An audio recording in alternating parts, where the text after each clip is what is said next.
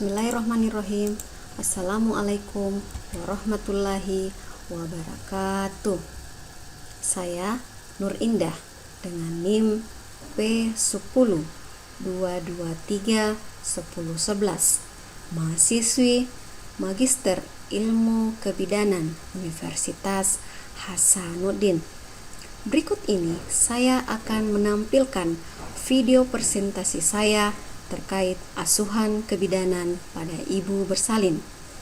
Video presentasi kali ini merupakan salah satu tugas mata kuliah Ilmu Teknologi, Komputerisasi, dan Sistem Informasi Pendidikan Kebidanan.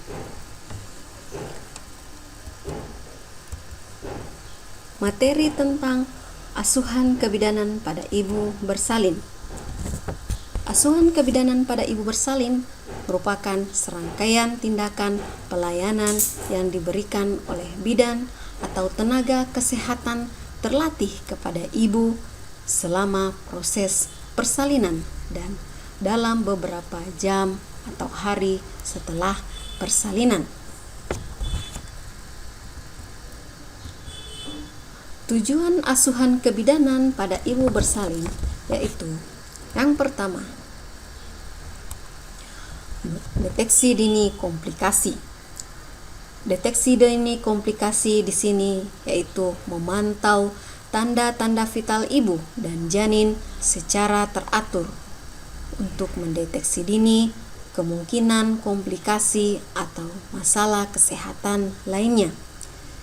Jika terjadi komplikasi, tujuan utama bidan yaitu menangani atau merujuk ke fasilitas kesehatan yang lebih canggih dan sesegera mungkin. Yang kedua adalah monitor kemajuan persalinan.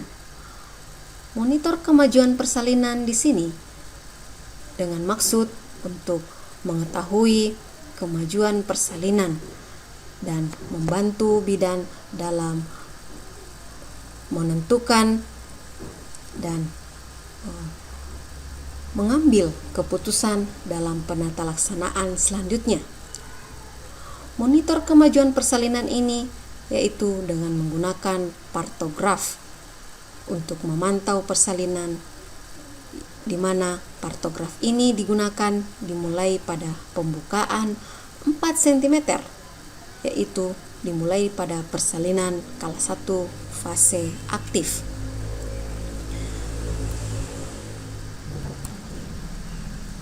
Memantau yang ketiga yaitu memantau kesejahteraan janin.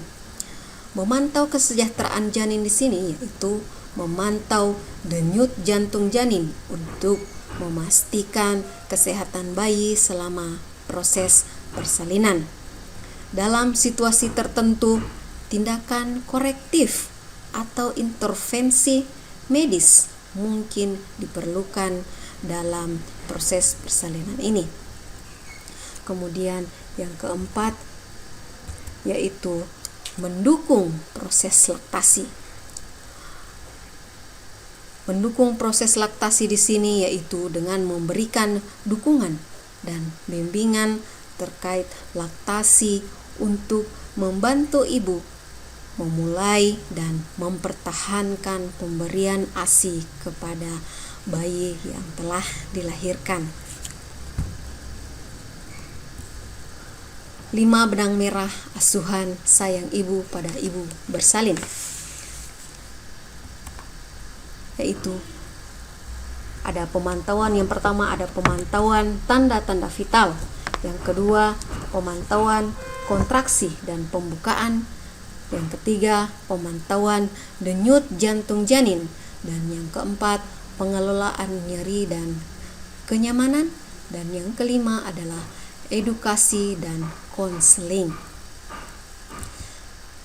Selanjutnya kita akan masuk yang pertama yaitu pemantauan tanda-tanda vital.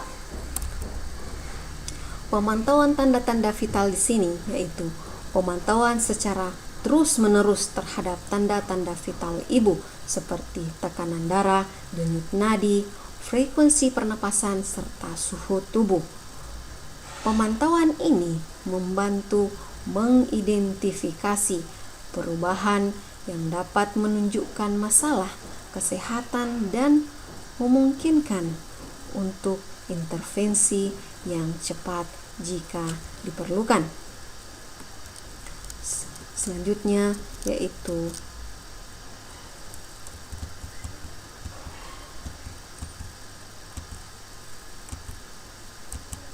yang kedua, pemantauan kontraksi dan pembukaan. Pemantauan kontraksi dan pembukaan di sini yaitu pemantauan tentang frekuensi, kekuatan, dan durasi kontraksi uterus, membantu menilai kemajuan persalinan, pengukuran rahim, memberikan petunjuk tentang sejauh mana proses persalinan telah berlangsung. Pemantauan di sini juga berfungsi untuk mengetahui tindakan apa yang akan dilakukan bidan selama dan apa yang ditemukan dalam proses pemantauan kontraksi serta pembukaan. Di sini terlihat gambar yaitu bagaimana bidan melakukan pemeriksaan dalam atau vagina touch pada ibu. Yang ketiga yaitu pemantauan denyut jantung janin. Pemantauan denyut jantung janin di sini yaitu pemantauan denyut untuk memastikan kesehatan bayi selama proses persalinan itu berlangsung. Metode ini dapat meliputi pemeriksaan denyut jantung janin secara manual atau menggunakan monitor denyut jantung janin elektronik berupa Doppler atau CTG. Selanjutnya yaitu pengelolaan nyeri dan kenyamanan.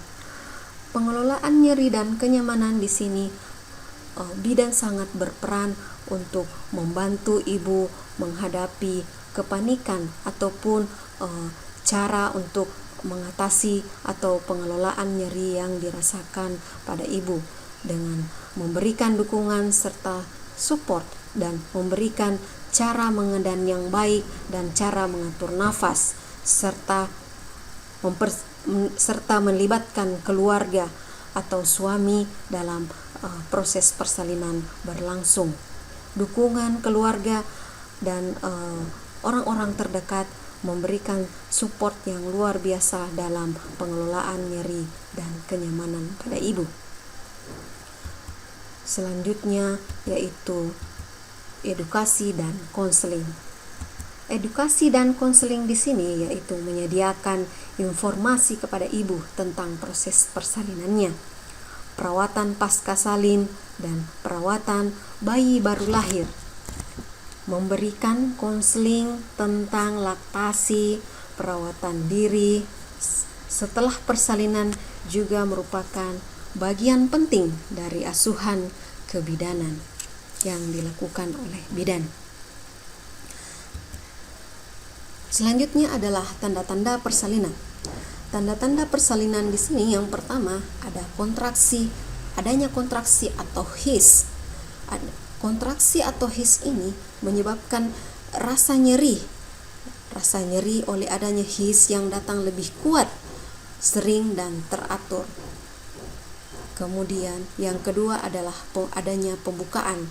Adanya pembukaan ini merupakan tanda-tanda persalinan dimulai, yaitu dengan melakukan pemeriksaan dalam, bidan melakukan pemeriksaan dalam atau vagina touch kepada ibu.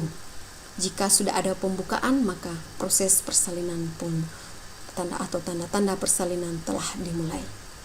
Selanjutnya yaitu adanya ketuban pecah. Kadang-kadang ketuban pecah itu dengan sendirinya, namun disitulah dimulai tanda-tanda persalinan, sehingga ibu harus segera ke pelayanan kesehatan terdekat untuk memeriksakan kehamilannya. Kemudian yang keempat adalah keluar lendir bercampur darah yang lebih banyak. Adanya Pengeluaran lendir yang bercampur darah yang lebih banyak ini merupakan robekan-robekan kecil pada serviks yang membuka. Selanjutnya yaitu tahapan-tahapan persalinan. Tahapan persalinan terdiri atas 4. Terbagi atas 4 yaitu kala 1, kala 2, kala 3, dan kala 4. Kala 1 di sini yaitu permulaan kontraksi persalinan yang sejati atau bukan kontraksi palsu, yang ditandai oleh perubahan serviks yang progresif yang diakhiri dengan pembukaan lengkap atau 10 cm. Pada primipara, kala 1 berlangsung kira-kira 13 jam, sedangkan pada multipara kira-kira 7 jam. Pada kala 1 terdapat 2 fase kala 1, yaitu fase laten. Fase laten merupakan periode waktu dari awal persalinan hingga ke titik ketika pembukaan mulai berjalan secara progresif, yang umumnya dimulai sejak kontraksi mulai muncul hingga pembukaan 3-4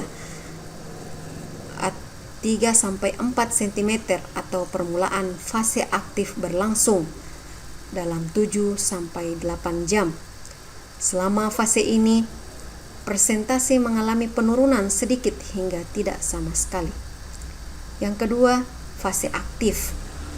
Fase aktif ini merupakan periode dari awal kemajuan fase aktif pembukaan menjadi komplit atau lengkap dan mencakup fase transisi. Pembukaan pada umumnya dimulai dari 3-4 cm hingga 10 cm dan berlangsung selama 6 jam. Selanjutnya yaitu kala 2. Kala 2 atau kala pengeluaran janin. Tanda dan gejala pada persalinan kala 2 adalah ibu merasakan ingin meneran bersamaan terjadinya kontraksi. Ibu merasakan peningkatan tekanan pada rektum atau vaginanya, perineum terlihat menonjol, vulva vagina dan sphincter ani terlihat membuka, dan terjadi peningkatan dan pengeluaran lendir dan darah. Kemudian kala 3. Kala 3 atau pengeluaran plasenta. Tanda-tanda lepasnya plasenta mencakup beberapa atau semua hal yang merupakan perubahan bentuk dan tinggi fundus. Yang kedua yaitu tali pusat memanjang serta adanya semburan darah tiba-tiba. Setelah bayi lahir, kontraksi rahim, istirahat sebentar, uterus teraba keras dengan fundus uteri setinggi pusat dan berisi plasenta yang menjadi tebal 2 kali sebelumnya. Beberapa saat kemudian timbul his pelepasan dan pengeluaran plasenta. Dalam waktu 5-10 menit plasenta terlepas, terdorong ke dalam vagina, akan lahir spontan atau sedikit ada dorongan dari atas simfisis atau fundus.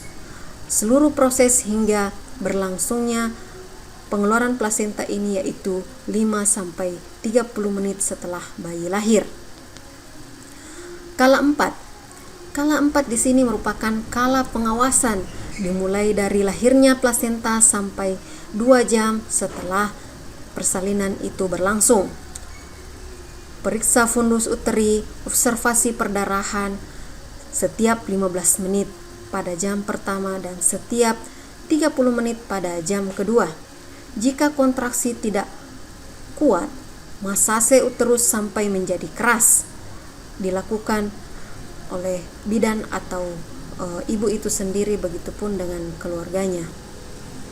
Pemeriksaan tekanan darah, kandung kemih dan perdarahan setiap 15 menit pada jam pertama dan setiap 30 menit selama jam kedua.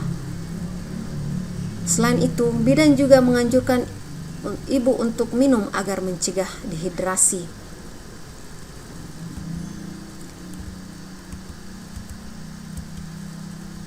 Faktor-faktor yang mempengaruhi proses persalinan. Yang pertama yaitu power.